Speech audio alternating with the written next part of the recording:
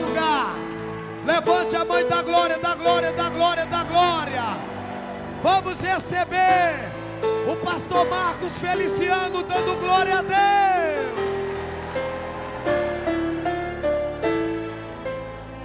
Glória a Deus. Cumprimento os irmãos com a paz do Senhor. Cumprimento os irmãos com a paz do Senhor. Quem está feliz com Jesus nesta manhã, encontre uma pessoa bonita do seu lado e dê um sorriso para ela. É uma alegria poder regressar a Duque de Caxias, principalmente aqui nesta igreja do meu amigo particular, esse homem que é um apóstolo, pastor Edinaldo. Muito obrigado pelo convite, pelo carinho, pela confiança, principalmente porque nesses dias há uma parceria desta igreja com o maior encontro missionário do mundo, que é os Gideões Missionários da Última Hora. Aqui nesta manhã, muito bem representado pelo pastor Melquisedeque. O meu sonho é ter um bigode igual ao seu ainda. É que tudo que eu faço vira polêmica, então só não deixei o bigode ainda por causa disso. Mas daqui uns dias eu vou criar coragem.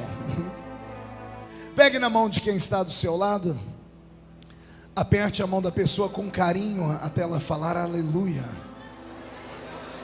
Pentecostal que não faz barulho está com defeito de fabricação, não é?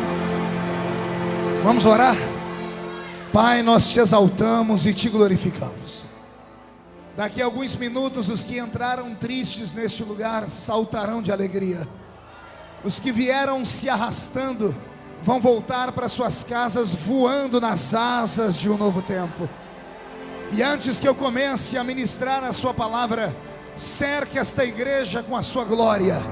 E num raio de 5 quilômetros onde houver um demônio alojado, eu dou a estes demônios segundos para sumirem daqui, porque se não sumirem, serão queimados pelo poder da sua glória que aqui será manifesta.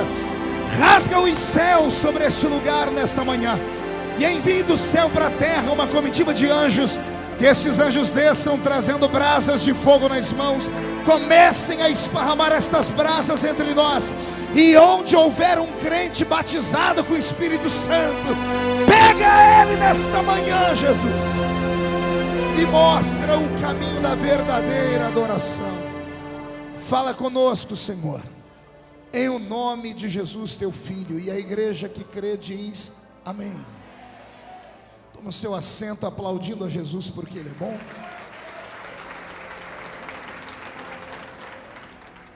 Livro do profeta Isaías, capítulo 6, versículo de número 8. Quem encontrou, diga amém. Quem não encontrou, peça socorro. Ajuda o irmão a achar aí. Isaías está no Velho Testamento, capítulo 6, versículo de número 8. Está escrito assim: e depois disso ouvi a voz do Senhor que dizia: a quem enviarei? E quem há de ir por nós? E então disse eu: eis-me aqui, envia-me a mim. E a igreja diz amém? Amém. Eu vou ler de novo. Depois disso ouvi a voz do Senhor que dizia: a quem enviarei? E quem há de ir por nós? E então disse eu: eis-me aqui, envia-me a mim. Pai, fala conosco nesta manhã missionária, e na medida em que eu estiver testemunhando, o seu Espírito tem liberdade para despertar missionários e missionárias aqui neste lugar.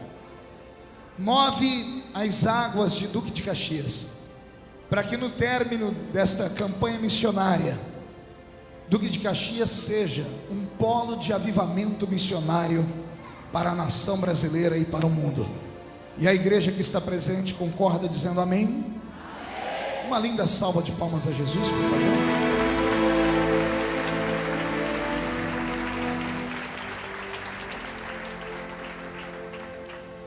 Quem não tem lenço, prepare a manga da camisa ou a ponta da gravata, que nós vamos receber um batismo de quebrantamento aqui nesta manhã.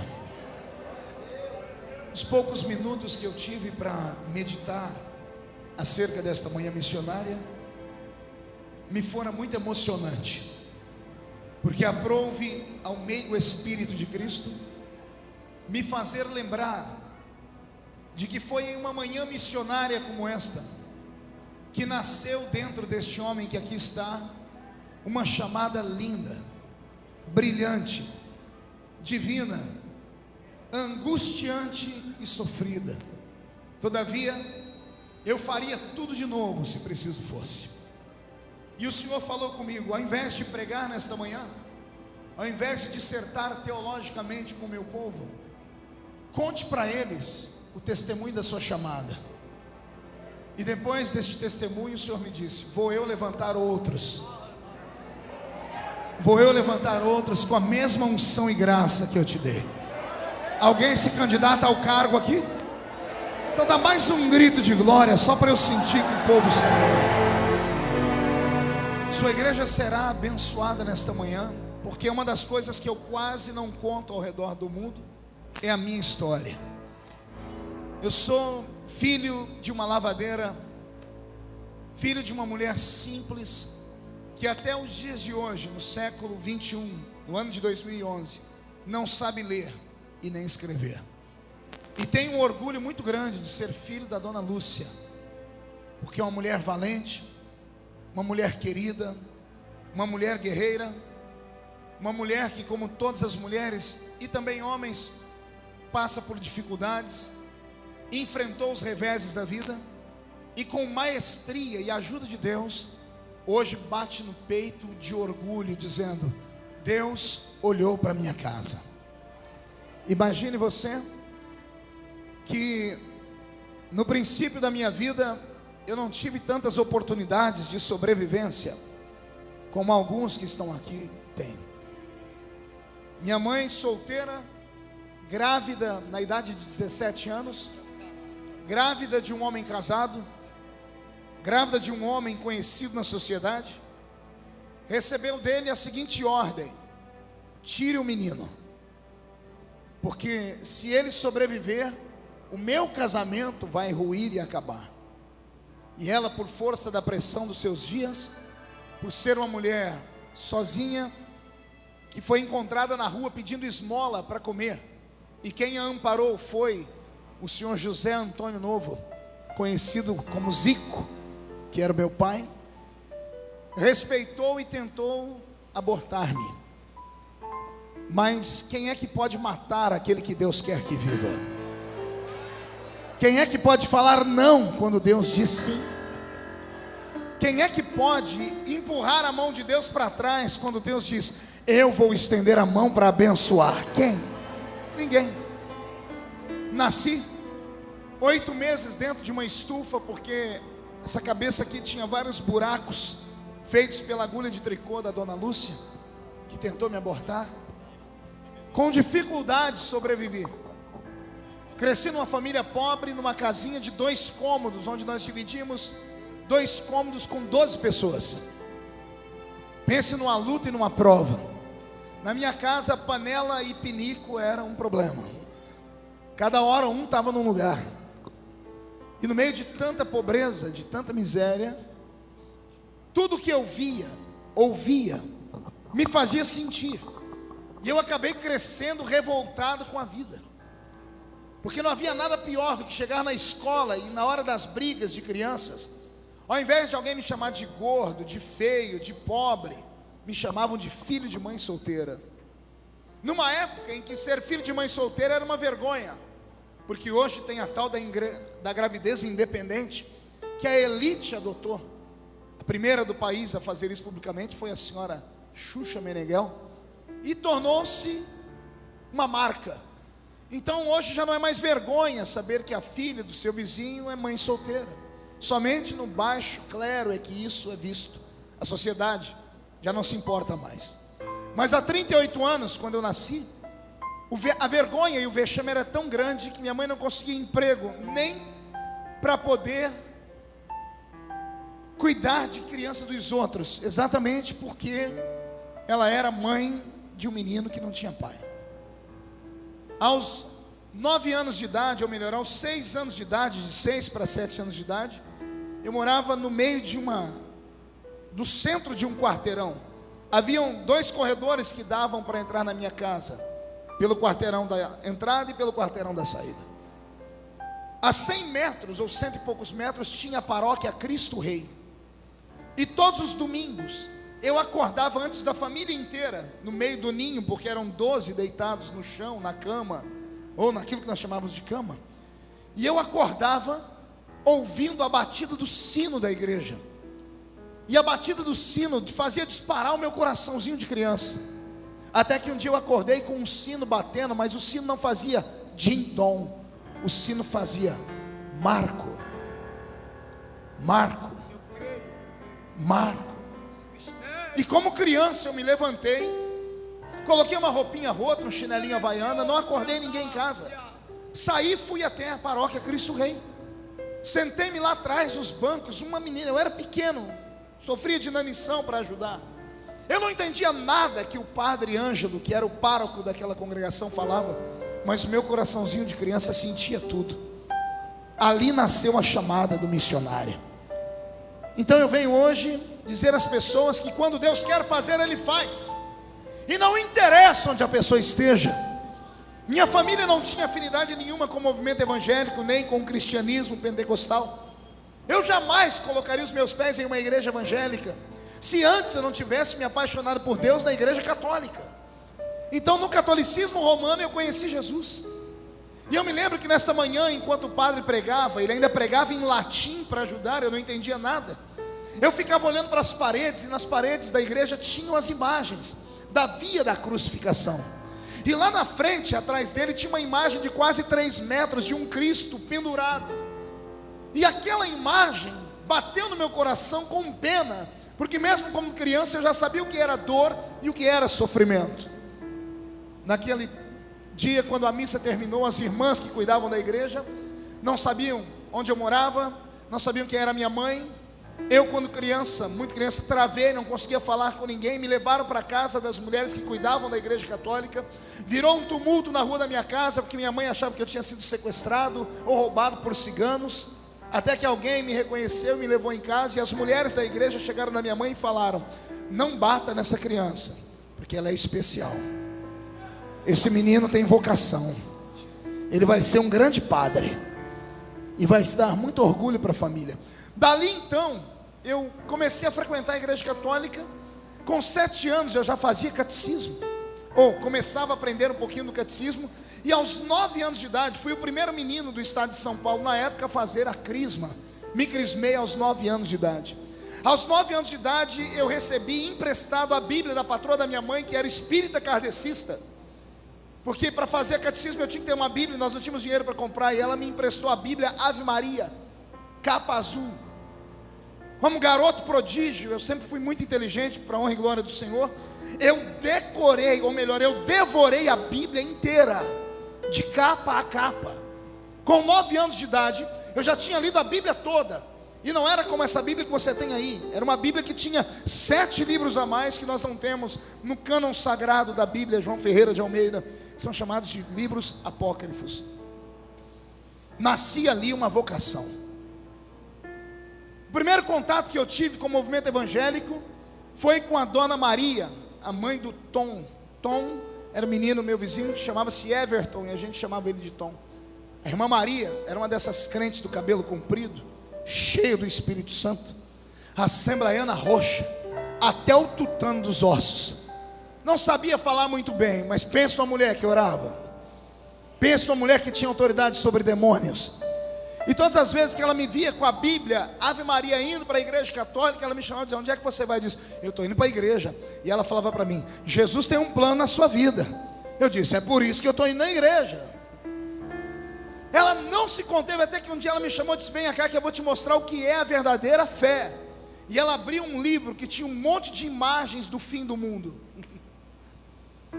Veja só, uma evangélica chamou um menino católico e me mostrou um livro dos Testemunhos de Jeová. Você está entendendo ou não? Uma irmã evangélica chama um menino que está indo para ser coroinha dos padres e mostra para ele um livro dos testemunhos de Jeová, porque aqueles livros dos testemunhos de Jeová de antigamente mostravam o fim do mundo, mostravam as pessoas caindo dos prédios, o mundo pegando fogo. Era a linguagem dela, porque ela não conseguia me convencer de outra forma. Então ela disse: se você não se converter dos seus pecados e não parar de adorar aquela imagem daquele Deus que está pregado na cruz até hoje, você vai para o inferno.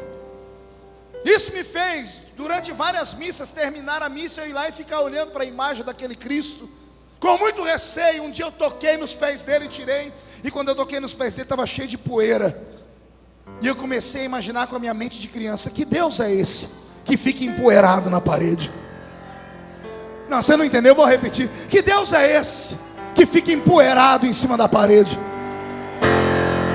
Comecei a pensar, faz 2 anos que eu venho na missa, faz 2 anos que ele está pregado naquela parede, ele nunca saiu dali para nada.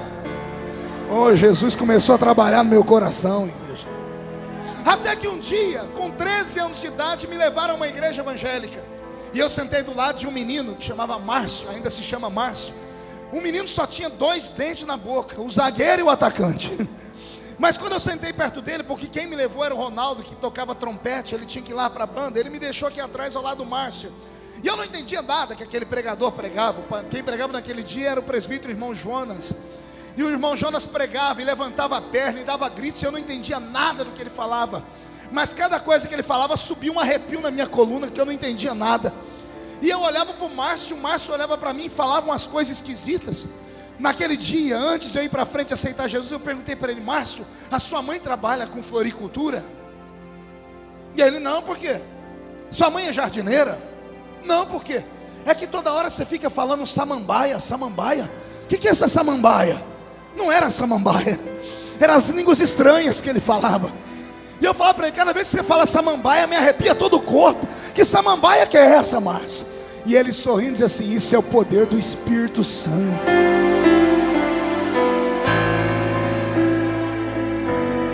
Ah, que saudade, já estou ficando emocionado, oh, coração bobo. Uma quinta-feira à tarde, meia dúzia de gente na igreja. Quando Jonas terminou de pregar e fez o apelo, eu nem sabia o que era apelo. Lá vem o Ronaldo, da frente da igreja, deixou o pistão e veio até onde eu estava. Um menininho desse tamanho. Ele disse: você quer aceitar Jesus como Salvador? Eu disse: o que eu tenho que fazer? É só ir lá na frente. Aí eu falei: mas minhas pernas não querem andar, está travado, eu estou tremendo. Ele disse: eu te ajudo. Quando eu comecei a caminhar pelo meio da igreja, meu coração foi abrindo. Eu dobrei o joelho chorando. Naquele dia eu recebi o batismo no Espírito Santo. Vou explicar. Eu não recebi o batismo com o Espírito Santo, eu recebi o batismo no Espírito Santo. Como assim, pastor? Todos os crentes de todas as igrejas do mundo, quando se convertem de fato, são batizados no Espírito Santo. Lembra do batismo no Espírito? Quando Jesus olhou para aquela mulher do poço de Samaria e disse: se eu te der as minhas palavras e elas ficarem em você, vai nascer aqui dentro uma fonte de água viva, que vai jorrar para a eternidade. A fonte nasceu e começou a brotar pelos olhos, e aquelas lágrimas converteram o coração do menino. E ali eu me entreguei à fé evangélica. 2 semanas depois estava eu numa batalha, pergunte qual, querendo ser batizado com o Espírito Santo. Me ensinaram todas as fórmulas possíveis. Mandaram eu jejuar, eu jejuei. Mandaram eu subir um monte, eu subi. Mandaram eu parar de pecar, eu parei. Mandaram eu parar de olhar para a televisão, e eu parei. Mandaram eu parar de colocar short, eu parei. Eu fiz tudo o que mandavam e não recebi o batismo com o Espírito Santo. 2 meses e 1 semana batizado nas águas. A última chance. Alguém me disse: Jesus pode queimar você com o Espírito Santo quando você sair das águas. Jejuei 3 dias e fui para o batismo. Para minha frustração, Jesus não me batizou naquele dia. Saí das águas triste, frustrado. Começou a criar aqui dentro uma dúvida. Eu disse: será que Ele não quer me batizar? Será que eu não mereço? E graças a Deus por essa dúvida, porque isso me fez estudar. E o estudo que eu aprendi se tornou um ensinamento para crentes no mundo inteiro. Porque me ensinaram errado. Pergunte por quê. Só respondo se todo mundo perguntar. Tem gente que pensa que recebe o batismo com o Espírito Santo porque merece. Tem gente que acha que pode comprar o batismo com o Espírito Santo jejuando e orando. Tem gente que acha que merece o batismo com o Espírito Santo porque é santo. E o batismo com o Espírito Santo não é para pessoas que merecem, não é para pessoas que podem, não é para pessoas que fazem tudo que a igreja manda. O batismo com o Espírito Santo é um revestimento. É um o quê? Não ouvi, é um o quê? Se é um revestimento, quer dizer que a pessoa já está vestida. O batismo com o Espírito Santo não é uma vestimenta, é um revestimento. O crente é vestido quando ele aceita Jesus como Salvador. Eu fui vestido pelo Espírito Santo no dia que eu aceitei Jesus, quando eu chorei. Mas agora eu precisava do revestimento. E o revestimento não é para quem é forte, porque o forte não precisa de revestimento. Quem é que usa blusa de frio? Quem sente frio. Você já pegou um dia muito frio no Rio de Janeiro, que é raro? Alguém andando de camiseta regata pela rua e do outro lado alguém usando uma blusa de lã. Por que aquele que usa camiseta regata suporta o frio e o outro não? É porque ele é mais forte. Ele está vestido com a camiseta regata, mas o que é fraco, além da camiseta, está revestido com um paletó. Eu comecei a entender que batismo com o Espírito Santo não é para quem merece, é para quem precisa. Não, você não entendeu, vou repetir. Eu descobri que batismo com o Espírito Santo não é para crente santarrão, não é para crente que julga a vida dos outros, não é para crente que acha que é mais santo do que Jesus. Batismo com o Espírito Santo é para crente que entrou aqui nessa manhã se arrastando, dizendo: Deus, eu não mereço estar aqui, mas eu não tenho para onde ir se não for aqui. E é aí que Jesus batiza com o Espírito Santo.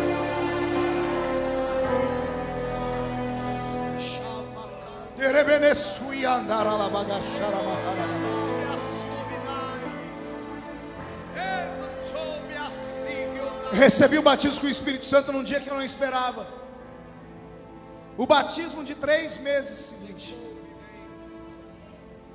Estou eu na igreja, sentado na galeria, saudoso pastor Luiz pregando, de Capinópolis, Goiás. Ele pregou a mensagem toda muito linda, mas não mexeu aqui dentro. Aí ele começa a fazer o apelo, e as almas começam a ir para frente. E cada vez que uma alma aceitava Jesus como Salvador, meu coração sacudia. Comecei a tremer e a sentir uma coisa que eu nunca tinha sentido na vida: as almas aceitando Jesus, no apelo. Então eu toquei num amigo meu que estava do meu lado, chamava Betinho, ou Roberto, chamamos ele de Betinho. Disse: Betinho, vamos embora daqui. O Betinho me olhou com o olho arregalado e começou a gritar. Eu falei: o que foi? Ele começou a gritar e pular. Eu disse: o que está acontecendo? Ele começou: irmão, Jesus batizou ele com o Espírito Santo. Eu, na minha mente, estava falando em português, mas ele me ouvia falar em línguas estranhas. Eu fui batizado com o Espírito Santo de uma maneira inusitada. Eu nem sabia que estava falando em línguas. Naquele dia, Jesus me queimou com o selo da chamada missionária. Ele me batizou com o Espírito Santo quando almas se entregavam para Jesus. Não foi no grito áspero do pregador. Era Deus apontando como seria o ministério que Ele tinha para a minha vida. Comecei a pregar no meio da rua. E desde os 14 anos até os dias de hoje, aos 38, todas as memórias que eu tenho nesta cabeça estão alienadas a eu estar com um microfone como esse na mão, ou a um microfone ligado a uma caixinha de som. Às vezes o microfone ligado numa caixa de som, ligado numa bateria de carro, porque não tínhamos energia. Às vezes usando um megafone, que muitas das crianças nem sabem o que é isso. Colocamos na boca e pregamos. E às vezes eu pregava com o pulmão aberto no meio da rua. Por isso, mesmo sendo pequeno, a minha voz virou uma voz de trovão. E ainda dá para deixá-la mais grossa ainda. Foi por isso, de tanto pregar, meu pulmão se expandiu. Aprendi a pregar no meio da rua. E agora vem a parte mais linda, pergunte qual. Descobri um texto na Bíblia que moveu a minha alma. Marcos 16 e 15. Ide por todo o mundo e pregai o evangelho a toda criatura. Quando esse texto entrou na minha alma, eu falei: Deus, eu quero ir para o mundo inteiro. Só que eu nem sabia que o mundo era tão grande. Criado numa vila chamada Vila Tatu, com 16 anos de idade, Roberto, eu nunca tinha saído de Orlândia, onde você conhece. Aos 16 anos de idade e meio, eu fui a Sales Oliveira, que é uma cidade de 5 quilômetros do nosso lado, e eu achei que era a maior viagem da minha vida. Mas desde então eu comecei a orar e dizer: Senhor, eu quero pregar no mundo inteiro. Quero pregar no mundo inteiro. Vale aqui um conselho àqueles que sonham em ser pregadores. Talvez tenha sido por isso que Deus cumpriu o meu pedido, porque o meu pedido era um pedido de criança, era um pedido desprovido de malícia. Eu não estava pedindo para ser um pregador de renome nos Gideões, eu não estava pedindo para dormir nos grandes hotéis, eu não estava pedindo para andar de avião, nem para ganhar ofertas, nem para ter meu nome na mídia.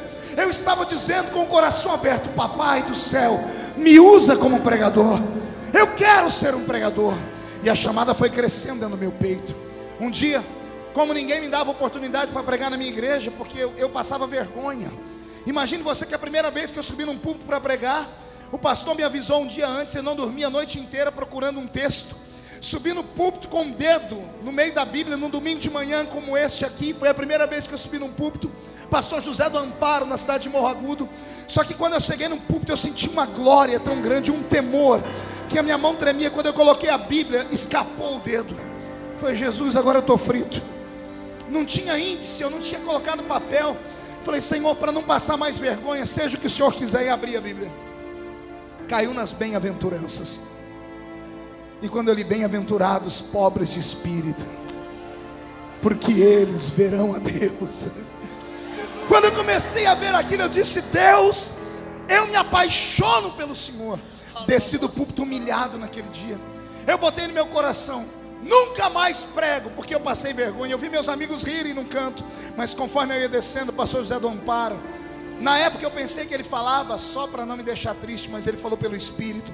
Eu desci a escadaria do púlpito, ele disse: Deus vai usar esse menino um dia, porque ele tem chamada para ser um pregador da palavra. Tornei-me um menino diferente. Não aceitava piadas, não aceitava ir para a sorveteria bater papo.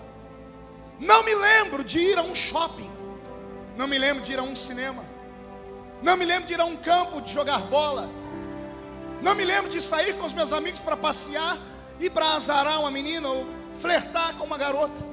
Todas as memórias que eu tenho da minha infância estão alienadas, eu pregando a palavra, ou eu de joelhos orando, ou eu buscando a presença de Deus. Meu apelido então tornou-se fanático, santarrão. Me tornei o famoso espalha-rodinhas. O que é um espalha-rodinhas?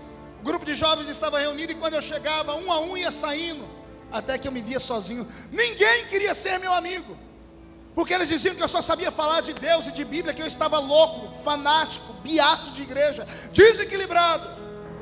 Como eu não tinha amigos, eu comecei a ir para as madrugadas buscar a Deus na igreja. Fiz amizade com um irmão que era diácono na época, hoje é o vice-presidente da igreja que eu presido, pastor Valdeci Otávio. E disse: Senhor, me empresta a chave para eu orar na igreja de sábado para domingo, porque eu não tenho amigos. Uma vez, orando e chorando muito, eu dobrei o meu joelho no púlpito e disse: Deus, por que eu não posso ser um homem comum? Por que eu não posso ter a alegria que os meus amigos têm de passear? Por que eu não sinto prazer em tomar sorvete, em ir para um shopping, em jogar bola? Por que eu não posso ser como eles? E chorava. E o Senhor naquela madrugada falou comigo: você não pode ser como eles hoje, porque eles nunca vão poder ser como você amanhã. Não, você não entendeu, eu vou repetir. O Senhor disse: assim como hoje você não pode ser como eles, amanhã eles não poderão ser como você. E eu falei: Senhor, por quê? Qual o motivo? E o Senhor me disse: porque eu te separei no ventre da sua mãe. A obra que eu vou fazer através da sua vida vai marcar um tempo, uma geração inteira. Onde você não for, a sua história irá. E um tempo de milagres chegou sobre a minha vida. Quem acredita que Deus pode repetir essa história nesta noite? Então vai aqui alguns conselhos para aqueles que vieram esta manhã missionária. Busque primeiro o reino de Deus. Vou repetir: busque primeiro o reino de Deus, com toda a sua justiça, porque as demais coisas serão acrescentadas. Segundo, não olhe para a sua falibilidade. Também não olhe para a sua cultura de conhecimentos. Não olhe para a sua posição social. Não olhe para a pobreza da sua família. Não olhe para o vazio de Cristo dentro da sua casa, porque de repente você é só você na fé. Se você tem uma chamada, se você tem um desejo, sonhe com Ele. lute por ele, deseje ele, não olhe as circunstâncias, não olhe A, não olhe B, não olhe esses coveiros de igreja que depois de 30, 40 anos na fé, não alcançaram os sonhos deles e não querem que você alcance o seu. Acredite que tem alguém lá em cima, cujos olhos são como chama de fogo, que quando olha para baixo, encontra um homem e uma mulher com coragem de se entregar, ele se levanta e diz: eu tenho coragem de te aceitar. Se você tem uma vocação divina nesta manhã, rasgue a sua alma, grite, se jogue no chão, mas deixa Deus trabalhar.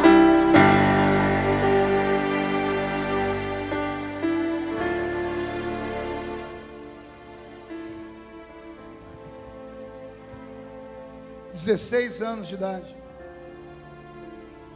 me apaixonei por uma visão divina. Pergunte qual?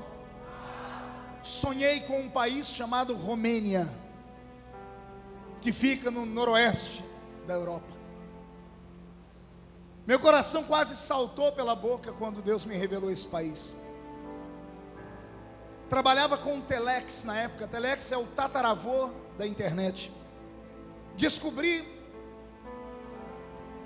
os locais onde a Romênia tinha um escritório no Brasil, as embaixadas, e mandei para eles e-mails dizendo que eu queria conhecer, e-mails não, Telex, perguntando a eles como conhecer mais sobre o país, sobre a língua, e recebi livros dos consulados. Recebi uma fita, decorei uma frase que mal sei o que significa, em noroeste da România, estava lá na fita, só para eu pegar o sotaque. Peguei o livro e comecei a comer o livro, e li sobre Bucareste, a capital. Dias depois chega na minha mão um LP, um compacto. O nome era Torturado por Amor a Cristo. Reverendo Richard Wurmbrand, um homem que veio ao Brasil anos depois dar testemunho da sua pregação. Eu não pude ir vê-lo em São Paulo, mas os amigos que foram vê-lo disseram que ele não pregou com a boca. Ele tirou a camisa no púlpito e diante de 40 mil pessoas mostrou as cicatrizes que ele recebeu do regime comunista da Romênia, por ser um pastor dentro daquele país. 14 anos presos, longe da esposa. Assistiu à morte do filho dele em loco. Como eles não conseguiam matá-lo, arrancaram as unhas da mão e dos pés dele por várias vezes. Puxaram a língua dele, deixaram a língua dele esticada por mais de meia hora, com um prego furado em uma madeira. Queimavam ele. Nas noites frias da Rússia, tiravam ele de uma água quente e colocavam ele no gelo. Antes dele entrar num estado de hipotermia, ele voltava para o calor. A prova máxima foi quando trouxeram o filho dele, e um soldado romeno disse: vão matar o seu filho. E quando ele estava a ponto de negar Jesus e caiu de joelhos, o filho dele se solta do soldado, corre e diz assim: papai, não negue Jesus. Se me matarem, já já a gente se encontra lá no céu. Aquilo testificou da minha chamada. Eu disse: é para esse lugar que eu quero ir, Jesus. E um dia peguei um imbornal. Quem conhece imbornal aqui? Imbornal é uma sacola feita de pano, que a gente colocava marmita para ir para a roça, porque eu apanhava laranja, algodão e café, e trabalhei no corte de cana. Coloquei dentro daquele imbornal uma Bíblia rota e velha, vesti meu chinelinho havaiana e bati na porta da casa do pastor José Bispo dos Santos, que já dorme no Senhor. Um baiano arretado, bravo que só. E ele disse: o que tu quer aqui, menino? Eu disse: eu vim falar para o senhor da minha chamada, porque o senhor é o meu pastor. Ele sentou no sofá e disse: me fale da sua chamada. E desde criança eu sempre fui muito expansivo, Melquisedeque. Sempre falei com paixão, como se estivesse atuando em um teatro. E fui falando. Quando me viu, eu estava em pé na sala dele pregando, dizendo: vou falar para os romenos que Jesus ama eles, pastor. Quando eu disse isso e terminei, ele se levantou e disse: acabou? Eu disse: sim, senhor. Eu disse: sente aí, porque agora você vai ouvir um par de verdade. Ele olhou para mim e disse: onde você mora? Eu disse: na Avenida D, número 516, na Vila Tatu. Ele disse: quem é seu pai? Eu disse: eu sou Zico. Ele mora com você? Eu disse: não. Você tem como provar que ele é seu pai? Eu disse: não, porque no meu RG não tem o nome do meu pai. Hoje eu não apresento mais meu RG, apresento a minha carteira de deputado federal. E os amigos podem ler aqui na minha filiação. Qual o nome que está escrito aqui, companheiro, na filiação? Lúcia Maria Feliciano. Qual o nome do pai? Não tem. Só tem o nome da minha mãe. Pode filmar aqui. Não tem o nome de pai, sou o famoso filho bastardo. E o pastor sabia disso.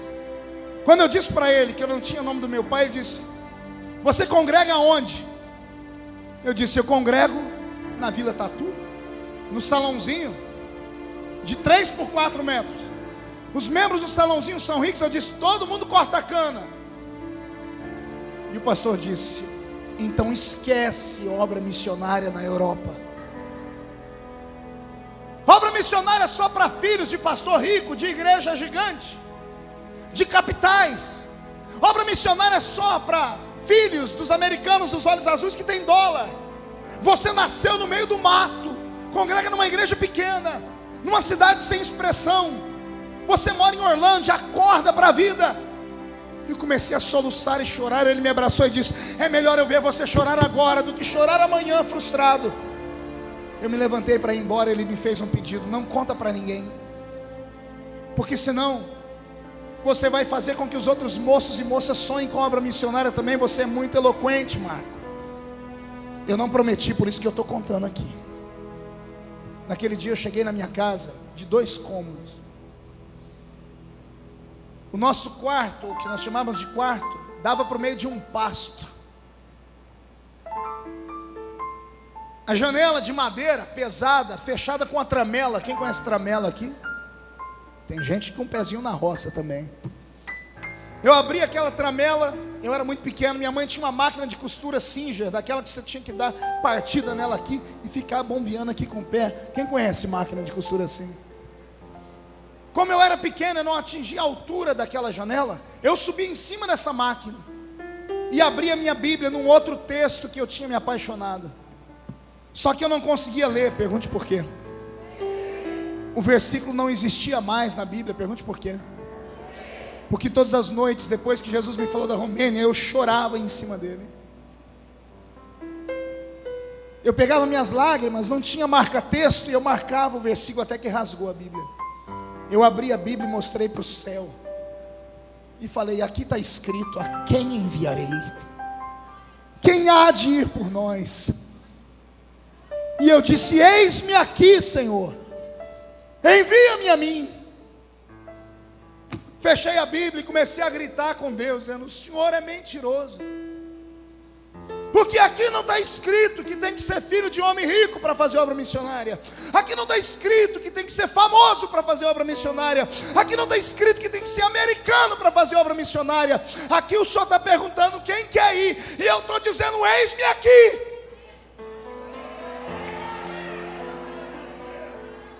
O que eu vou falar agora é só para crente cheio do Espírito Santo. O céu foi fechando. O céu ficou cinza. Trovões anunciando uma forte chuva. No meio dos respingos de água, mais trovões. E no meio dos trovões, relâmpagos. E eu ouvi a voz de Deus no meio dos trovões. A mesma voz que falou comigo na igreja católica. O Senhor disse para mim: eu não preciso de passaporte. Eu não preciso de dólar. Eu não preciso de igreja rica. Eu só preciso de alguém que sonhe. Você não entendeu?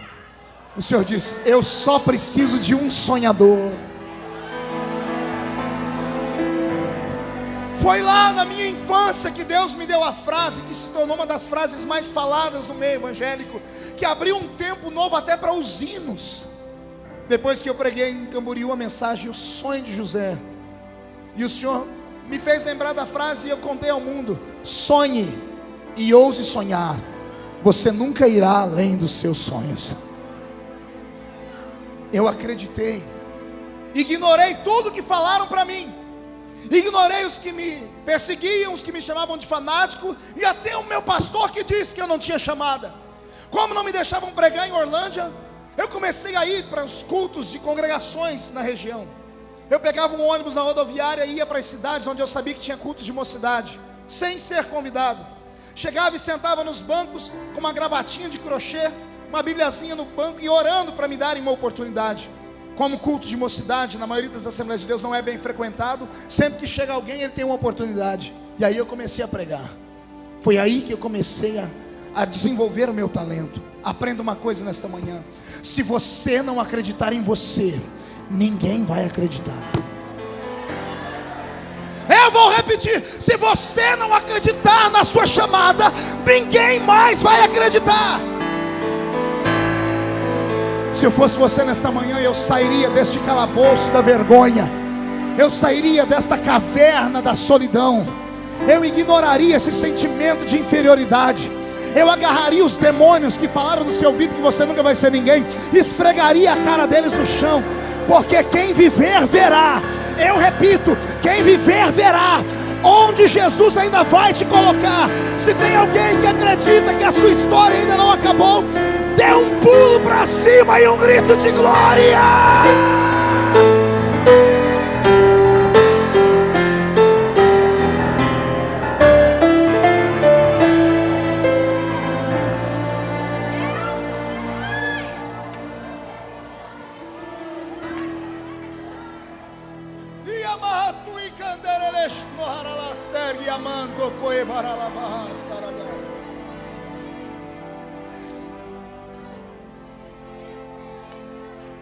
Fui consagrado ao diaconato logo após o casamento.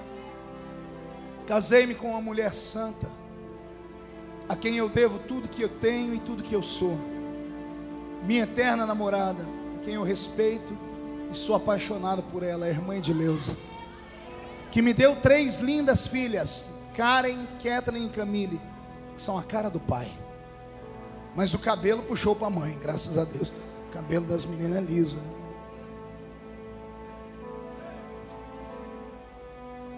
Tô falando devagarinho porque eu tô contendo as lágrimas. É muito lindo lembrar tudo que Deus fez. É muito lindo. Logo que fui consagrado ao diaconato da igreja, a nossa igreja passou por um tumulto, um escândalo. O escândalo foi violento demais. De 400 membros, ficamos com 10 crentes. Escândalos sexuais, morais, de ordem financeira. Em 3 meses a nossa igreja passou por pelo menos 10 escândalos consecutivos. Do tipo, o tocador da igreja, um menino que cuidava da banda de música, foi preso porque tinha um tarado, um psicopata na cidade, que se exibia nu para as mulheres.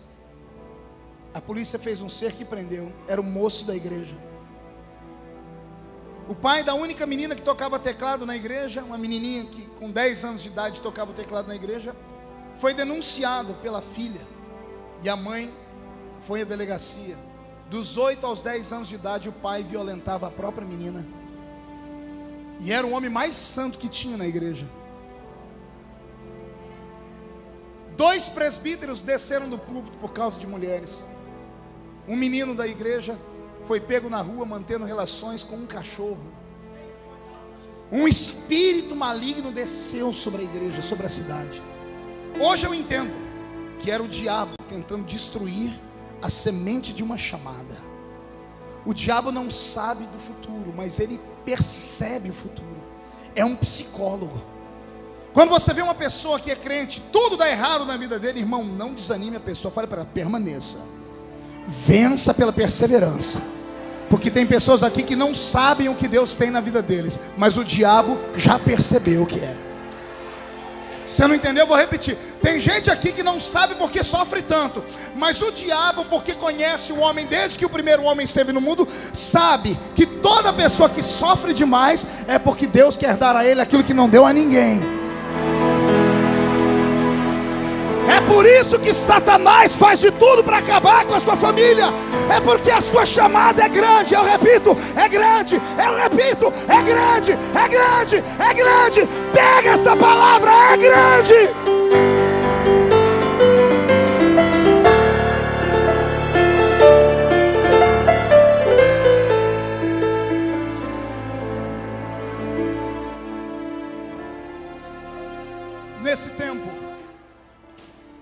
eu recebi o novo pastor que veio pregar, um pastor do Nordeste, marcou uma reunião com os obreiros que sobraram, e ele disse: quem de vocês é pregador aqui? E todos apontaram para mim. E ele disse: você vai pregar hoje, é o primeiro culto que eu estou aqui, era um domingo. Eu disse: vou não. Ele disse: vai sim. Eu disse: não vou. Por que não vai? Porque ninguém mais vem na igreja. A igreja está triste, está dando vergonha de falar que a gente é dessa igreja, só escândalo. Ele olhou para mim com autoridade, mas usou um linguajar do Nordeste que tu entende. Ele apontou o dedo no meu nariz e disse: você é um homem ou você é um saquinho de pipoca? Eu falei: que coisa é essa? Eu sou homem. Ele disse: então prove, vem pregar hoje à noite. Eu disse: pois eu vou pregar hoje à noite. Mas eu saí da igreja, irmão, cuspindo fogo. Eu entrei na minha casa, olhei para minha esposa, a gente morava numa casinha de 3 cômodos nessa época. Eu disse: você se esconde naquele quarto e só sai quando eu mandar, porque eu vou brigar com Deus aqui nessa tarde. Eu coloquei um toca-fita cassetes, coloquei uma música do cantor Vitorino Silva, que é aqui carioca. Enquanto o pastor Vitorino cantava, eu dobrei meu joelho e disse: Deus, eu nunca fui sozinho para o púlpito, mas hoje eu preciso de um sinal. A minha oração não durou 5 minutos. Do encosto do sofá onde eu estava com a testa, veio um vento quente e forte, que bateu na minha testa e me jogou para trás.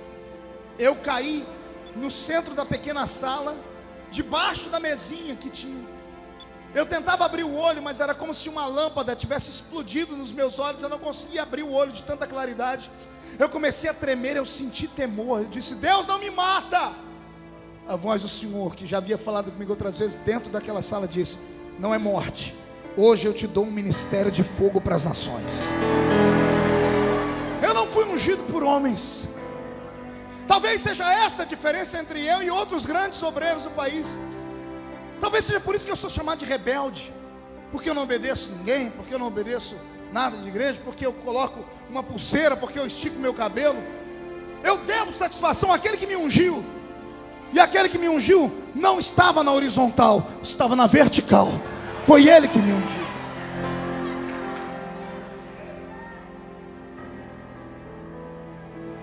Comecei a pregar. Naquela noite no culto, eu recebi uma unção tão grande. Quando o pastor disse: Marco Feliciano pregando, eu abri a Bíblia e li João 3:8. O vento sopra onde quer. Fechei a Bíblia e disse: eu estava na minha casa hoje. A igreja de pé estava.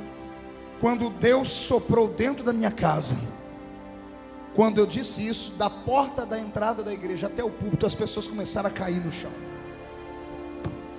Dezenas de homens e mulheres caíram. Eu não soprei, não joguei paletó. Virou um tumulto na igreja, porque naquela noite as pessoas que não vinham à igreja foram atraídas para vir ao culto, para ver o pastor pregar novo, o pastor novo pregar. Mas fui eu que preguei. O culto acabou 1 da manhã. Cura divina, batismo com o Espírito Santo. O pastor me arrebatou e disse: quarta-feira que vem avise na cidade, o Marco vai estar pregando lá na Avenida N, que era uma congregação. Na quarta-feira a igreja estava entupida de gente pela janela. Eu abri a Bíblia de novo e falei: o vento assopra onde quer. E acabou o culto de novo. Os crentes eram jogados nas paredes, eram jogados pelo chão. Começaram a me convidar e eu fui pregar em Poços de Caldas, o primeiro congresso que eu preguei. Naquela noite, enquanto eu pregava, uma palavra simples que eu pregava, não acontecia nada. Só acontecia as coisas quando eu parava de pregar. Era uma coisa, eu achava que era pregador. Por isso que até hoje eu digo que eu não sou pregador, eu sou um contador de histórias. No meio da mensagem, eu senti o meu braço direito endurecer e crescer. Eu pensei que eu estava tendo um infarto. Eu parei de pregar no meio da pregação. Eu fiquei olhando para minha mão, porque estava inchada, eu enxergava ela grande. Quando eu virei para a igreja assim a mão, as pessoas sentadas começaram a cair para o chão. Eu me assustei e fui virar para falar para os pastores que eu não fiz nada. Quando eu fiz assim, caiu a bancada de pastores inteira. Eu não conhecia unção, nova unção, Benihim, não sabia o que era isso. Eu morava no meio do mato. E Jesus naquele dia me deu um talento diferente. E hoje, com dor no coração, eu venho aqui publicamente. Está sendo gravada essa mensagem. Está ali o diretor do meu programa, o Wellington, está sendo gravado isso. O Brasil todo vai ouvir. E eu me arrependo. Eu parei para ouvir a religião. Me chamaram para uma reunião convencional de obreiros. e falaram para mim: você está trazendo inovações para a igreja. Começa um outro problema na minha vida. Pergunte qual? Eu começo a crescer profissionalmente. Crescendo profissionalmente, eu não quero mais aceitar a chamada, não quero mais aceitar na obra missionária. Quero ser um pregador de fim de semana. Trabalhava de segunda a sexta, ganhava um bom salário e pregava de sábado e domingo. Eu descobri o que é ser um Jonas. Trabalhava numa financeira que representava o Banco Crefsul. Alguém lembra do Banco Crefsul aqui? Um dos maiores bancos mundiais. Não tem como quebrar aquele banco. Pelo menos a gente pensava que não. Pois lá na minha cidade o banco faliu, da noite para o dia. Quando o banco faliu, eu não acreditei. Eu estava orando: Senhor, me abre uma porta de emprego. O Senhor me disse: Jonas, ou aceita a minha vontade, ou todo barco que você entrar, eu vou afundar. E as pessoas vão pagar o preço por culpa sua. Saí dali e fui trabalhar numa fábrica de vela. Uma fábrica nova na cidade. O dono da fábrica que me chamou foi na minha casa me buscar, disse: você tem potencial, tem conhecimento. Com pouca idade eu gerenciava uma fábrica com mais de 60 funcionários, vendedores. Eu sabia tudo sobre vela de acender. Olha o que o diabo fez comigo. Eu fui ser vendedor de vela de macumba. 40 toneladas de vela por mês a nossa fábrica fazia. Eu fui negociar com um dos maiores mercados que vendem além do varejo, no atacado, que era Adriano Coselli de Ribeirão Preto. Vendi para ele a cota inteira da fábrica. Sabe o que é 40 toneladas de vela? Irmão, haja morto para morrer, para acender tanta vela. Haja terreiro de macumba para ter tanta vela. Um dia entra dentro da fábrica um pai de santo, aqui do Rio de Janeiro. Reconheci pelo pé. Guardei a minha credencial de crente, porque eu não posso perder o cliente. E ele está comprando velas. E quando eu vi o cheque Rio de Janeiro, eu disse: o que o senhor veio fazer do Rio de Janeiro? Aqui no Rio de Janeiro não tem fábrica de vela? Ele disse: tem, mas não tem uma fábrica igual a essa. Falei: por quê? Porque a sua vela é feita de maneira artesanal. A sua anilina, eu li a embalagem, é uma anilina que vem importada da Alemanha. A sua parafina é da Petrobras. O fio que vai no meio da sua vela vem da melhor fábrica de poliéster do Brasil. É embalada à mão em celofane. A sua vela é a melhor. Eu disse: e por que o senhor veio aqui? Eu disse: porque as minhas entidades merecem o melhor. Não entendeu não? Ele disse: as minhas entidades merecem o melhor. Por isso eu saí do Rio de Janeiro para vir aqui em São Paulo pegar a vela, porque os meus guias vão receber a melhor vela do Brasil. Estava eu lá, um homem com chamada vendendo vela.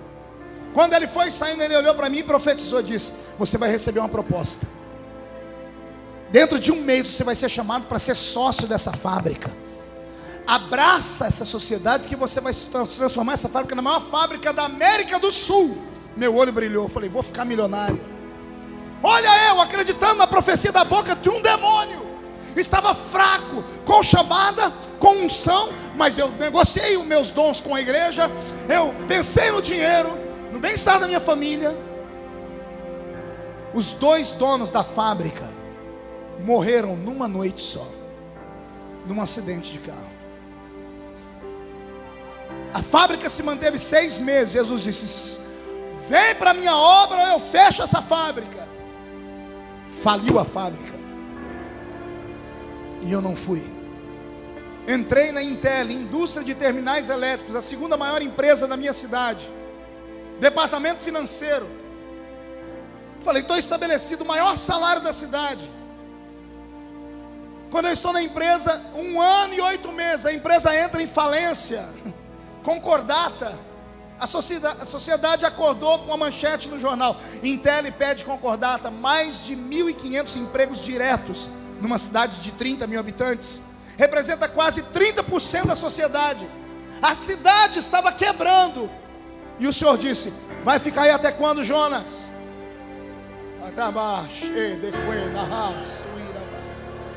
Falei com a minha esposa e ela disse: vai, pede as contas. Ela sabia que eu não tinha coragem. Ensaiei 2 meses. Eu dizia para ela todo dia no almoço: eu vou pedir as contas. Ela disse: pode ir que eu estou com você. Um dia eu na minha mesa comecei a sentir nojo do trabalho. Ai, me subiu um arrepio agora. Não foi isso que você veio perguntando a Deus? Por que você sente nojo do seu trabalho? Não é isso que você vem perguntando. Por que você não consegue mais entrar no escritório, naquela empresa? Você sente um peixe fora d'água. É a sua chamada gritando.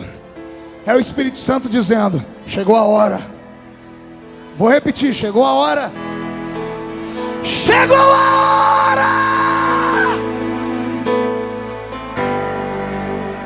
Eu levantei da mesa onde eu estava e fui lá na sala do diretor financeiro. Problema: o diretor financeiro era um ancião das Testemunhas de Jeová e amava o meu trabalho. Eu sentei para ele e disse: senhor Roberto, eu vim aqui pedir as contas. Ele: por que, Marco? Não tem motivo. Ele disse: não, a empresa está passando por uma situação difícil, mas ela se levanta, é só uma concordata. A concordata é para levantar a empresa. Eu disse: senhor Roberto, eu sou o culpado dessa concordata. Ele olhou para mim e disse: como? Eu disse: o senhor não vai entender. Ele disse: tenta explicar. Eu disse: eu tenho chamada missionária, senhor Roberto. Eu sou crente, o senhor sabe. Ele disse: sei. E Deus me chamou para fazer obra missionária. E ele disse que se eu ficar aqui vai fechar essa empresa, porque as outras 2 que eu trabalhei já fecharam.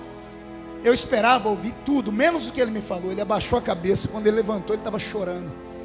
Ele disse: eu sou testemunho de Jeová e nós também temos missionários. Eu sei quando alguém sente uma chamada. Ele olhou para mim e disse: com dor no coração, eu vou assinar a sua demissão, porque eu não quero segurar um homem de Deus aqui dentro. Você consegue reconhecer isso? Consegue imaginar um homem de uma religião contrária à nossa ser obrigado a se curvar e dizer: Deus tem gente que é especial, Deus tem uns xodós. Eu vou fazer o que se você é um xodó dele? Eu não podia estar aqui nessa manhã, eu estou cansado. Eu quase pedi para ele: me deixa ficar em casa. E o senhor dizendo: vai para o culto. Falei: senhor, mas não vai ter ninguém. O senhor disse: quem precisa estar lá vai estar. Eu preciso responder a alguns que têm chamada missionária. Está na hora de Deus aflorar a sua chamada. O seu ministério vai nascer. Vai nascer. Mão direita para o céu, chacoalhe a sua mão. Coloque no ombro de alguém, por favor. Chacoalhe a pessoa até ela ficar irritada e diz: está entendendo? Chacoalhe de novo, diga: é para isso que Deus te trouxe aqui. Chacoalhe, chacoalhe, chacoalhe, diga: é para isso que Deus te trouxe aqui. Pelo amor de Deus, eu estou mandando, sacode. É para isso que Deus te trouxe aqui, para sacudir a sua chamada, para sacudir a sua história.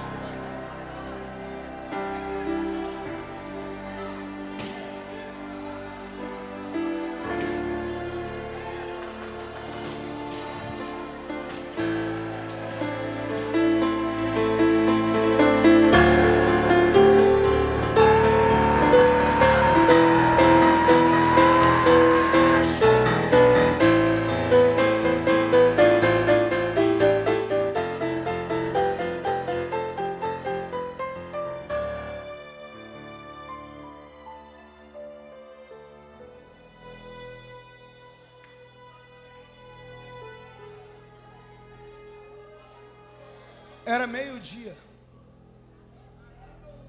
quando eu passei pela guarita e piquei o meu cartão pela última vez. Eu estava empolgado até o momento em que eu piquei o cartão. Quando eu me despedi do guarda da guarita, coloquei os pés fora da fábrica, um medo, Edinaldo, entrou aqui. Eu sentei no banco da minha brasilinha velha, fiquei desnorteado. Fiquei com medo de ir para casa e contar para minha esposa o que eu tinha feito. Ao invés de virar para a esquerda, porque eu morava num bairro chamado Gruta, eu virei para a direita e fui para o centro da cidade. Descendo uma avenida chamada Avenida 9, devagarinho, com a Brasilinha, veio um moço de bicicleta e parou do meu lado, eu andando tão devagar. Ele olhou para mim e disse: Feliciano, o que você está fazendo aqui? Ele me viu aflito, eu disse: eu fiz uma loucura hoje. Ele disse: o quê? Eu pedi as contas da Intel. Ele falou: para quê? Por causa da minha chamada. Lembro como se fosse hoje, a imagem dele está nos meus olhos aqui. Ele em cima de uma bicicleta, ele abaixou a cabeça e começou a chorar. Ele olhou para mim e disse: eu queria ter a tua coragem, porque está escrito que quem deixa tudo por amor a Ele, nessa vida, recebe 100 vezes tanto, e na outra ainda recebe a vida eterna. Deus vai cuidar de você. Enoque, filho da irmã Sebastiana, que eu já contei algumas histórias dela. Hoje o Enoque é pastor de uma igreja batista. Entrei dentro da minha casa, Karen era bebê, estava se arrastando pelo chão. A mesinha simples com 2 pratos. Edileuza viu que eu mexia na comida e não comia. Ela disse: o que aconteceu, Marco? E eu não sabia como começar. Aí ela falou: é a história que você está sentindo hoje do trabalho? Eu disse: é. Ela disse: pede as contas. Aí eu disse: eu pedi. Ela: então pede as contas. Eu disse: você não ouviu? Eu disse: eu pedi. Ela parou de comer e disse: você fez o quê?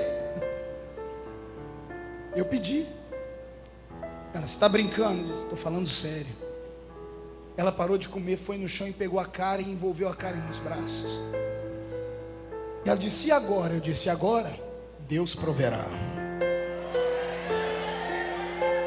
Deus proverá. 4 meses de angústia. Pergunte por quê. Fui para a reunião de obreiro do campo, anunciei que estava saindo para a obra da chamada da itinerância. O pastor que lá estava olhou para todos e disse: irmãos, o irmão Marco Feliciano agora está na itinerância. Os irmãos abram a porta das igrejas para ele ir pregar, porque ele já é pregador dos cultos de mocidade. Só que agora ele precisa de uma ajuda, uma oferta. Todo mundo disse amém. 4 meses sem nenhum telefonema. Ninguém me convidava nem para animar festinha de criança, nem para fazer velório. 4 meses o seguro-desemprego foi embora. Edileuza olhou para mim uma bela manhã e disse: olha, a última canequinha de arroz foi embora. E eu disse para ela, se ela pedisse para o pai dela, eu me divorciava dela, porque meu sogro era rico na época. E ela, uma mulher de Deus, disse: eu não vou pedir para o meu pai, eu acredito em você. Naquela manhã eu saí com a Brasilinha velha e subi o meio do monte para orar. Eu acabei com uma árvore de tanto tapa que eu dei nela. A árvore não tinha nada a ver com isso, coitada. E eu falei: Deus, e agora? Eu comecei a pensar que tudo que eu tinha feito tinha sido emoção. Eu duvidei da minha chamada. Eu comecei a praguejar contra os profetas. Eu comecei a sentir nojo de mim. Eu disse: eu vou voltar e pedir emprego, porque minha filha vai passar fome. Deus não falou comigo naquele dia no monte. Eu saí de manhã, orei até a tarde, antes de escurecer. Quando eu vou entrando na minha casa, entrei pela cozinha. A mesa da cozinha estava cheia de sacolas de supermercado. Ao invés de eu ficar feliz, eu entrei gritando: Edileuza, eu falei para você não pedir para o seu pai. E ela chorando disse: não foi o pai. Eu falei: quem foi? Ela disse: a irmã Hélia. Quando ela disse a irmã Hélia, minha perna tremeu. Eu acho que o Elton entrevistou a irmã Hélia, né? Eu tenho num documentário. A irmã Hélia era uma mulher abandonada pelo marido, ou viúva, não me falha a memória agora, mãe de 4 filhos desviados, e trabalhava num emprego de doméstica. Ela disse que estava dentro do supermercado fazendo compra para a família dela, quando Jesus disse: Hélia, tudo que você está comprando, compra em dobro, num outro carrinho. Para quem, senhor? Para Marco Feliciano. Palavras dela: Senhor, mas o Marco é genro do fazendeiro. O senhor disse: não discuta, compre para o Marco Feliciano. Senhor, eu não tenho dinheiro aqui, O Senhor disse: você tem dinheiro no banco, vai e tira da sua poupança e compra para ele. E ela fez, pastor Edinaldo. Uma mulher sozinha, mãe de 4 filhos, abasteceu a minha mesa. Eu caí de joelhos e disse: Deus, por quê? E o Senhor disse: para você saber que quem cuida de você sou eu. Quem tem chamada aqui nesta manhã, não desista. Deixa o vento soprar, mas não entrega os pontos. Deus às vezes fecha a boca e se cala, mas Ele nunca fecha os olhos. E os olhos de Deus estão te olhando nesta manhã missionária. Se você acredita na sua chamada e o vento está soprando muito forte, eu só tenho um conselho para você: usa o lenço, a manga da camisa, a ponta da gravata e derrama as suas lágrimas, mas não abandona a tua chamada. Vai chegar o tempo em que Deus vai te exaltar. Vai chegar o tempo em que todas as lágrimas serão enxugadas dos seus olhos. Vai chegar o tempo em que todo desprezo será aplaudido pelo tempo da exaltação. Eu não estou falando do que eu ouvi, eu estou falando do que eu vivi. Existe um Deus no céu que cuida daqueles que Ele chama.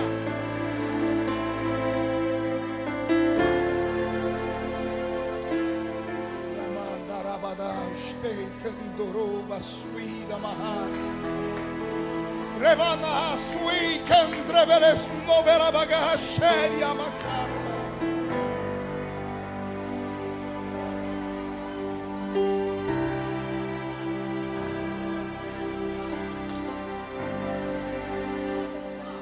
Nevenes tuia trevas nagarahai. Samanagabawe handeravas. A minha obra, eu, Deus, tenho os meus escolhido a dedo. Preparei o teu coração, homem, para te trazer neste recinto.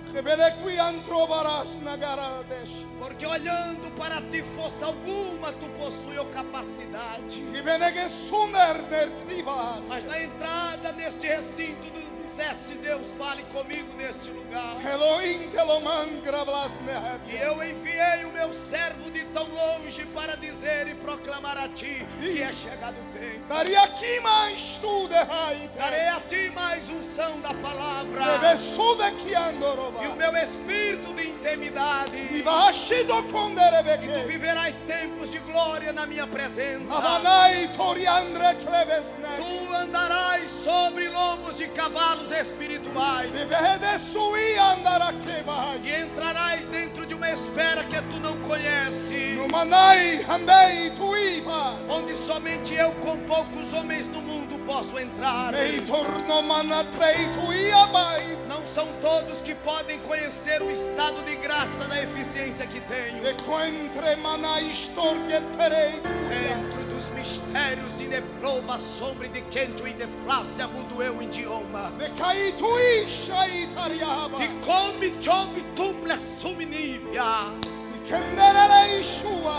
Compro sobre flux de plácia. O que tenho eu o poder de fazer. De canto de quebra-plácia. E quando quero fazer, não peço opinião a homens. Sai de santo de conversa. Por isso entrego um rolo nesta manhã. De que nem se de sombra e de faz. Porque a obra missionária clama por ti. Ande compra sobre aquele povo não vai morrer. Nem caprácia. Eles vão viver. De comando. Porque eu te chamei. Na sombra do agora glorifica o meu nome. Assim diz o Senhor dos Exércitos.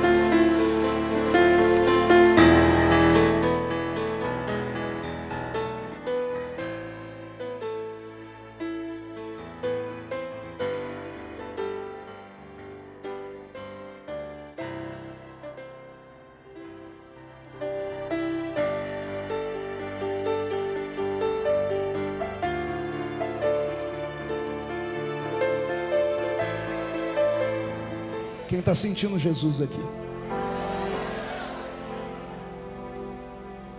Deus abriu uma porta em Campinas, depois desses 4 meses de luta. Num culto, estou pregando, vejo entrar pela porta da igreja um moço amparado por duas pessoas arrastando os pés. No fim da mensagem, de surpresa, alguém sobe ao púlpito marchando e toma o microfone da minha mão. E eu me assustei, mas senti temor. A igreja entrou num desespero de glória, se é que você entende essa linguagem. Ele pediu silêncio e disse: os irmãos me conhecem. Eu estava no hospital hoje para morrer. Meningite aguda. Meus nervos não respondiam mais e minha língua não funcionava. Meu pai foi ao hospital e disse o médico para ele: vai morrer na casa do seu pai. E meu pai disse: ele vai sim, mas não é nessa casa desse pai. Eu vou levar meu filho na igreja hoje, na casa do Pai do céu, e Deus vai responder. Ele disse: enquanto o pastor pregava aqui, eu estava lá no banco, babando e com os meus nervos travados, quando eu olhei do meu lado e vi um homem de fogo. E o homem fez assim para mim, colocou a mão na minha cabeça, disse o moço. E o fogo que saiu da mão dele desceu pela cabeça, foi aos pés e voltou. Quando voltou, veio estalando os meus nervos. Eu dei um salto, estou aqui de pé, curado, disse o moço.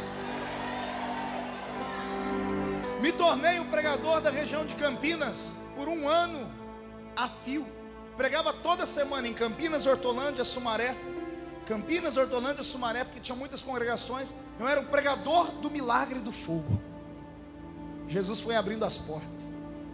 Recebi um convite de um homem que eu conheci em um dos cultos para ir a Uberlândia, Minas Gerais, ouvi-lo pregar. O mesmo pastor que profetizou para mim no congresso dos Gideões Missionários da Última Hora, Gregório Chartsuk, um gaúcho. Contei a minha história, ele disse: eu vou pregar em Uberlândia, quero você lá comigo. E eu fui com ele, e ele abriu uma oportunidade no culto para eu pregar no lugar dele.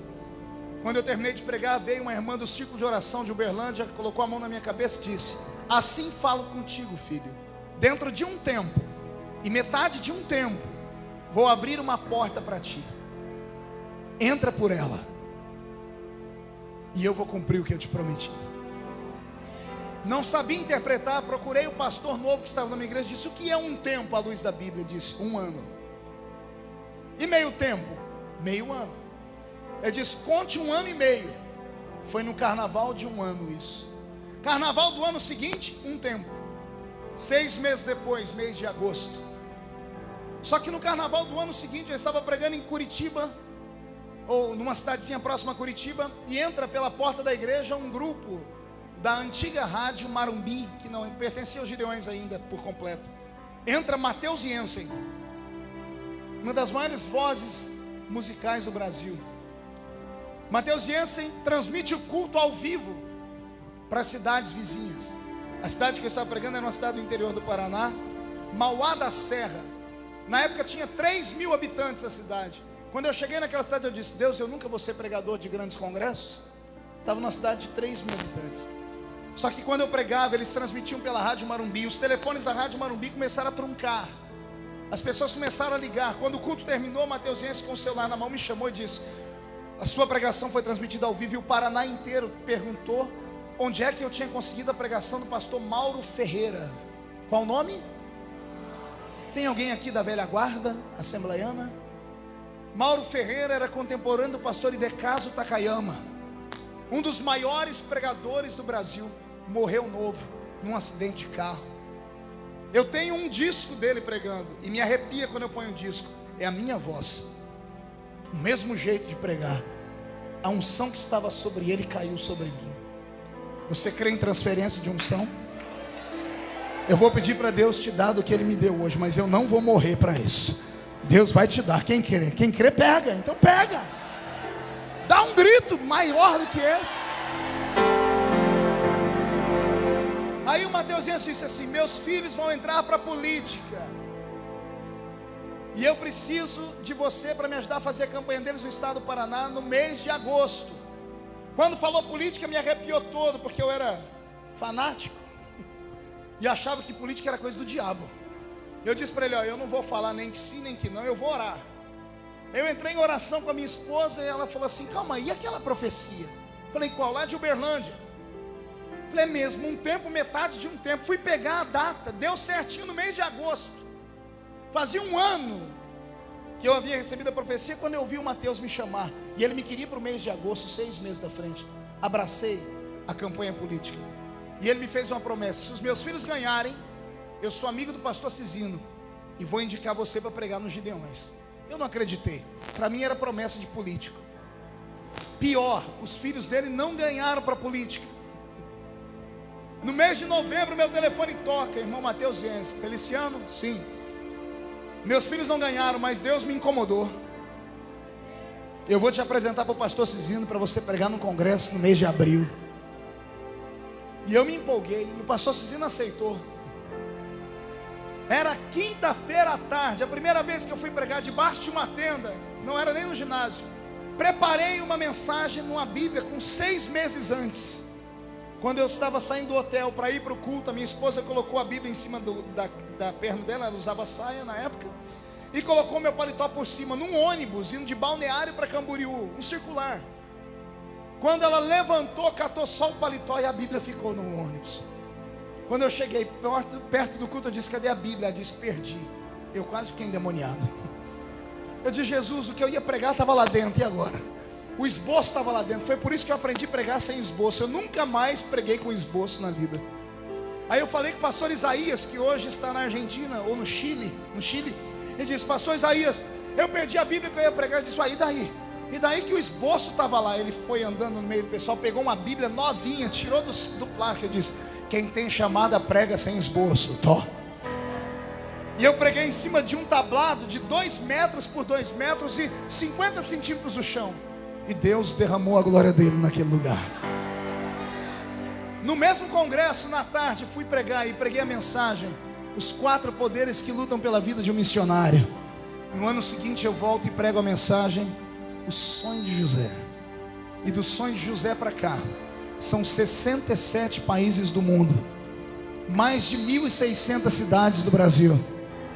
Tenho um programa de televisão já há muitos anos, escrevi mais de 18 livros, tenho uma escola de teologia, fundei um ministério, nossa igreja tem 2 anos, nós temos hoje mais de 5 congregações em apenas 2 anos, fui eleito deputado federal mais votado entre os evangélicos do país inteiro, com exceção de Antony Garotinho, que também já foi candidato a presidente da república, e o Senhor tem me usado na autoridade da sua palavra, desde a minha infância. E eu estou aqui para te dizer, meu corpo carrega cicatrizes profundas.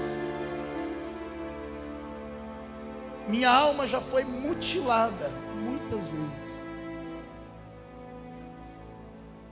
Eu já fui humilhado de maneira que você jamais imaginaria. O Brito que está comigo é testemunha. Quantas vezes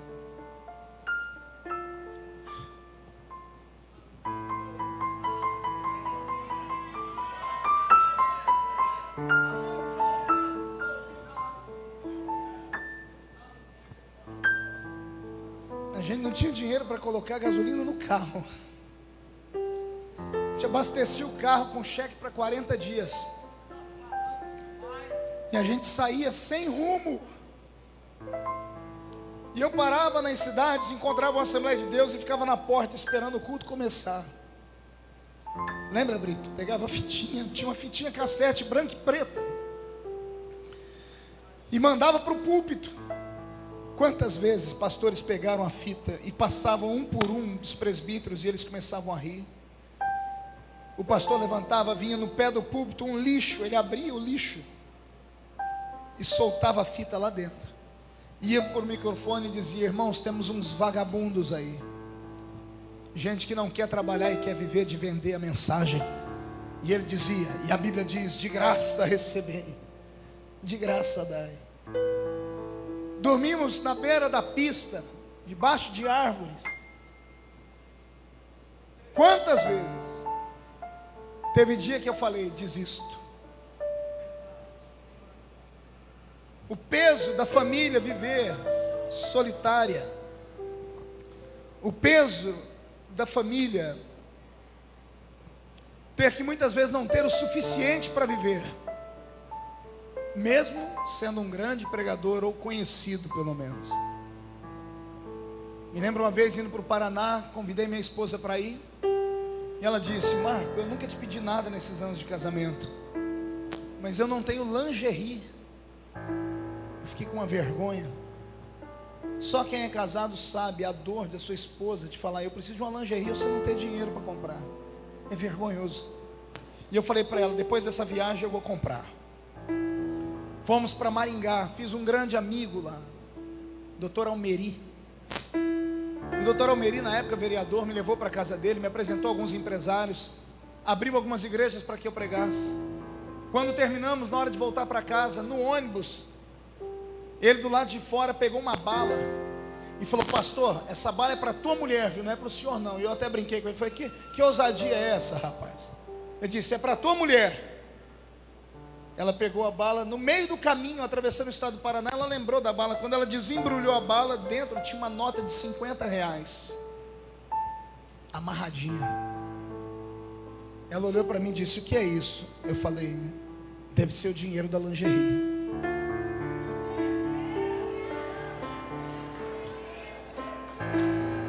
Ela começou a chorar sem parar. Ali eu ganhei uma companheira, porque até então ela reclamava das minhas viagens, porque ela ficou sozinha a vida toda. Desse dia em diante ela nunca mais me oprimiu.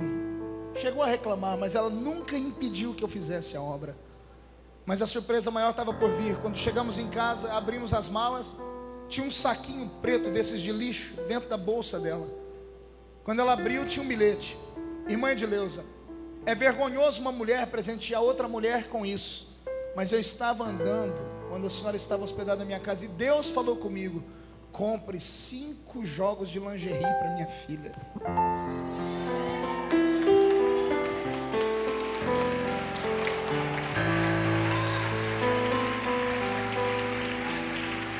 Para alguns pode não significar nada, mas só Deus sabe o que aquilo significou para mim naquele dia e para minha família. E eu estou aqui hoje, nesta manhã missionária, para te dizer: não desista da sua chamada. Não abandone o barco. Não entregue os pontos. Vai chegar o dia de Deus te exaltar. Incline a cabeça, porque eu vou profetizar. Vou profetizar com um poema. Assim diz o Senhor: quem te viu passar na prova e não te ajudou, quando ver você na bênção, vão se arrepender. Vão estar entre a plateia e você no palco. Vão olhar e ver Jesus brilhando em você.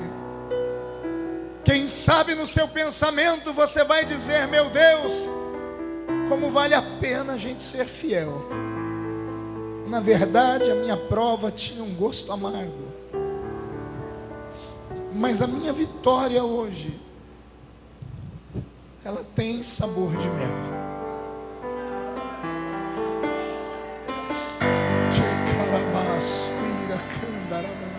Em nome de Jesus Cristo, recebe esta palavra. De olhos fechados, eu vou fazer um convite nesta manhã. Não é um convite para pessoas comuns. É só para quem, ao me ouvir hoje testemunhar da minha chamada, ao invés de ouvir, enxergou um espelho e você se viu em mim. Eu vou fazer esse convite cantando junto com o Roberto, porque assim como Deus me chamou para ser pai de uma nação espiritual, Ele chama você nesta manhã também. E se você tiver coragem, vai sair do seu lugar e vai vir aqui à frente, e eu vou orar pela sua vida.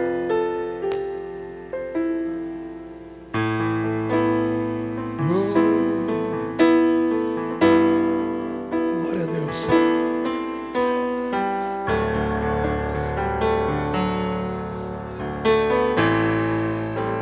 Sai de tua tenda, oh filho meu,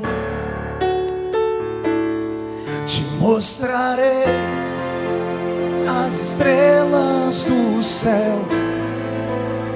Sai de sua tenda, ó filho meu, te mostrarei a areia do mar. Vem, será que podes contar?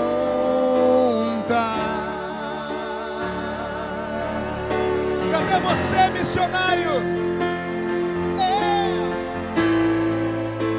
Será que podes imaginar Tudo aquilo que eu sonhei para ti, filho meu, o que minhas mãos fizeram para ti, filho meu, minha bênção será sobre ti.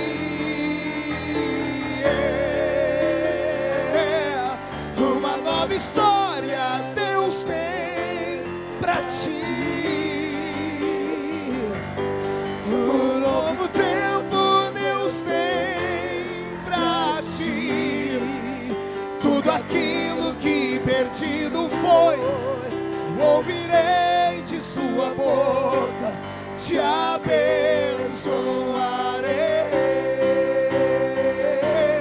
Uma nova história Deus tem pra ti. Um novo tempo Deus tem pra ti. Tudo aquilo que perdido foi, ouvirei de sua boca, te abençoarei.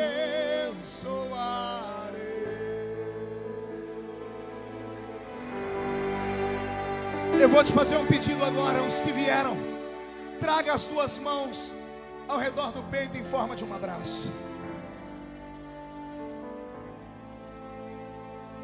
Isso, coloque as duas mãos ao redor do peito em forma de um abraço. Meu Deus, meu Deus, quem ora aqui é o teu servo, Marco Feliciano. Eu estou envelhecendo, Pai.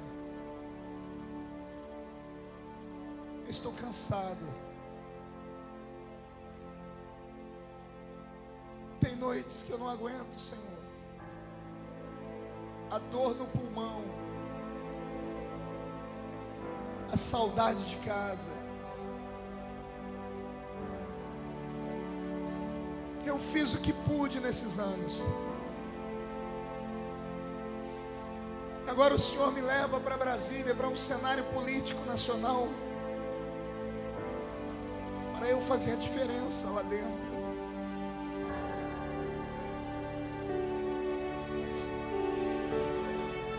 Doze dias por mês, Pai, eu vou estar ali trabalhando em função dessa igreja e pregando lá dentro. Mas durante 12 dias, Senhor, as agendas que eu atendia vão ficar vazias. Levanta o teu filho, levanta a tua filha, abre a agenda deles, destaca o nome deles, libera sobre eles nesta manhã, início desta tarde, uma unção de fogo, de glória. Marca a vida deles com um tempo de milagres. Fortalece eles para não desanimarem. Os que já estão nessa tribuna, que estão passando pelo que eu passei, por calúnias, estão passando por perseguições. Fortalece os meus companheiros, Pai. Os que estão assistindo este programa de TV agora, os que estão assistindo esta pregação gravada em vídeo, arranca eles da caverna da depressão espiritual, Pai. Eles vão se levantar, vão comer da comida que o anjo vai servir a eles, e vão caminhar mais 40 dias e mais 40 noites na força desta palavra. Eu profetizo que o Senhor está levantando aqui uma geração de fogo. Recebe, recebe, recebe, recebe, recebe mais.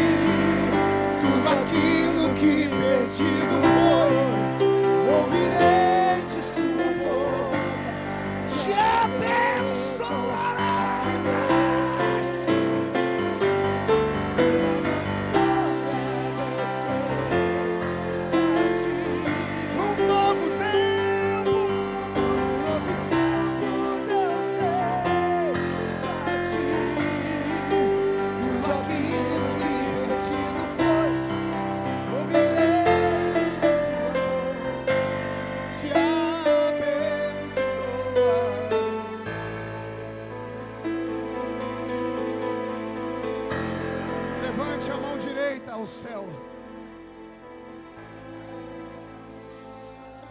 Feche os olhos e diga comigo, em nome de Jesus: eu não vou parar, eu não vou desistir, eu vou chegar lá. Queira o diabo ou não, queira os homens ou não, queira a religião ou não, queira a minha família ou não, eu vou chegar lá. Eu ordeno todos os demônios que bloqueiam chamada, venham para a palma da minha mão agora. Feche a sua mão. Eu conto até 3, você joga no chão e pisa em cima. No 3, quando você pisar em cima, você vai abraçar 3 pessoas e vai dizer a eles: uma nova história Deus tem para ti. 1, você nunca mais será o mesmo. 1,5, sua família ainda vai sentir orgulho de você.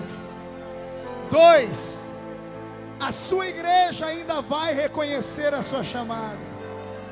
2,5, quem viver verá o que vai acontecer. 3, joga no chão, pisa em cima. Uma história Deus tem pra mim. Abrace 3 pessoas. Um novo tempo Deus tem pra mim. Tudo aquilo que perdido foi, ouvirei de sua boca, te abençoarei.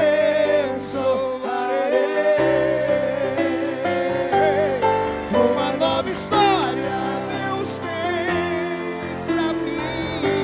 Novo tempo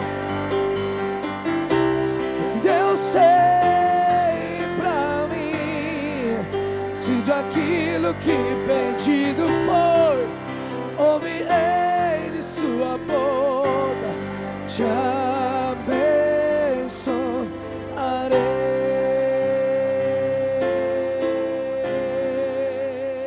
Quem pode aplaudir? Quem pode aplaudir e gritar? Quem pode aplaudir, gritar e dar um pulo para cima?